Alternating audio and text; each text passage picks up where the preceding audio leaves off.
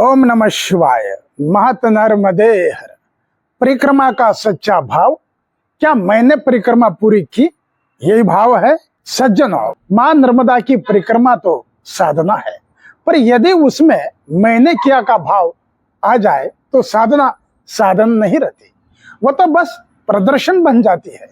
सच्ची परिक्रमा वहां से शुरू होती है जहां अहम समाप्त होता है और मां का प्रसाद स्वीकार होता है। संस्कृत में अहंकार की परिभाषा दी जाती है, कर्तृत्वाभिमान अहंकार। अर्थात जब मनुष्य यह सोचता है मैं करता हूं, मुझसे हुआ, वही अहंकार कहलाता है। भगवत गीता में भगवान कृष्ण कहते हैं, प्रकृते क्रियमाणानि गुणे कर्माणि सर्वशः अहंकार विमूढ़ात्मा करता है इति मन्यते।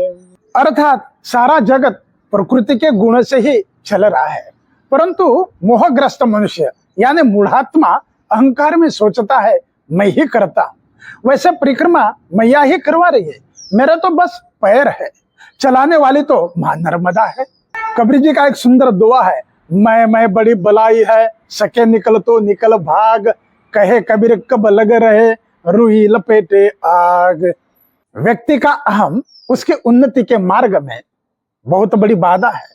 अहंकार में छुरे व्यक्ति को उसका घमंड बहुत प्यारा लगता है, किंतु वह यह नहीं जान पाता कि यह अहम उसे धीरे धीरे विनाश की ओर अग्रसर करते जा रहा है। सज्जनों, परिक्रमा का भाव है शरणागति, मां नर्मदा के चरणों में समर्पण। मैं से निवेदन इतना ही करना है, मैं कुछ नहीं, सब मां तू है। अनुभव जो है वह शब्दों से परे है।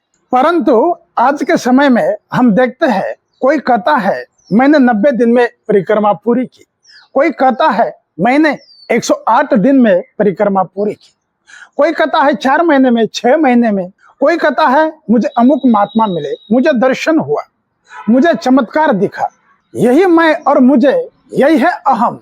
शास्त्रकार कहते हैं अहम करोति इति अहंकार है, मैं करता हूं यही अहंकार है, और जहां अहंकार है वहां साधना क्षीण हो जाती है। कबीर जी कहते हैं अहंकार अति दुखद डमरुआ, दंभ कपट मान निहरुआ।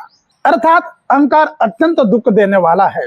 दंभ, कपट, मद और मान मनुष्य के लिए बीमारी के समान है। ये सब चरित्र का पतन करते हैं। तुलसीदास जी ने स्पष्ट कहा है कि विनम्रता और दया मनुष्य का सच्चा चरित्र है।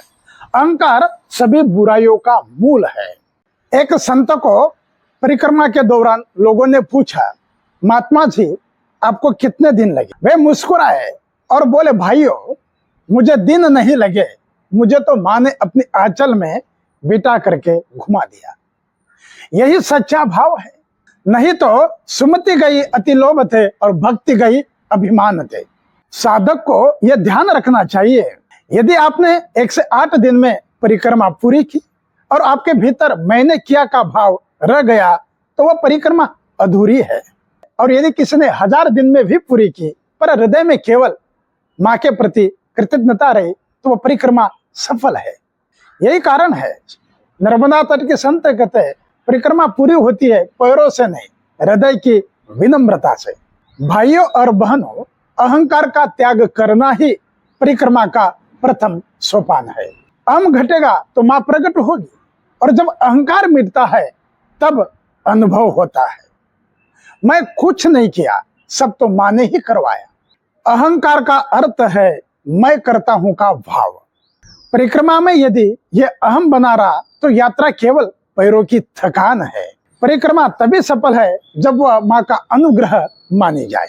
सज्जनों, यदि परिक्रमा करनी है तो दिखावे के लिए नहीं, अनुभव के लिए कीजिए।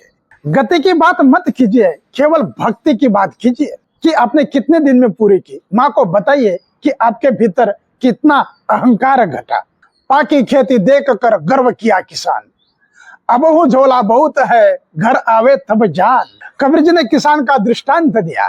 किसान जब अपनी पकी हुई फसल देखता है तो देख करके बड़ा गर्व करता है, तब उसे लगता है कि बहुत उपज ज्यादा हो गई, परंतु वास्तविकता का पता तो तब लगता है जब फसल घर पर लाकर नापी तोली जाती है। यदि आपको यह वीडियो पसंद आई हो तो इसे अपने साथियों तक अवश्य पहुंचाइए। और याद रखिए, नर्मदा परिक्रमा की सबसे बड़ी सफलता यही है कि अंत में आप कह सके, कुछ मैंने नहीं किया, सब मां ने किया। नर्मदे हर, नर्मदे हर, मात नर्मदे हर।